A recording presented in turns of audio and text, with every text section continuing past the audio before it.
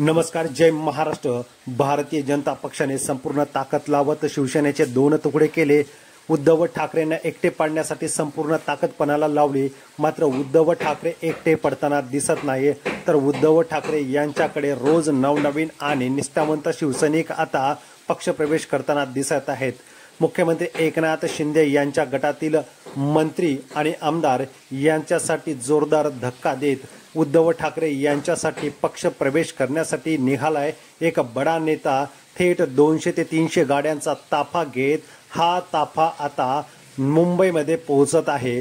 उद्धव ठाकरे यांचे शिवसेनेचे मूळचे निष्ठावंत शिवसैनिक दत्ता गोरडे तालुका पैठण याच ठिकाणी आमदार आणि मंत्री असलेले संदीपान भुमरे यांना तगडे आव्हान देणारे 2019च्या निवडणुकीमध्ये जबरदस्त असा मताधिक्य मिळवणारे आणि मंत्री भुमरे यांना तगडे आव्हान देण्यासाठी उद्धव ठाकरे यांच्याकडे आज दुपारी 12 वाजता थेट पक्षप्रवेश होतोय दत्ता गोरडे यांचा।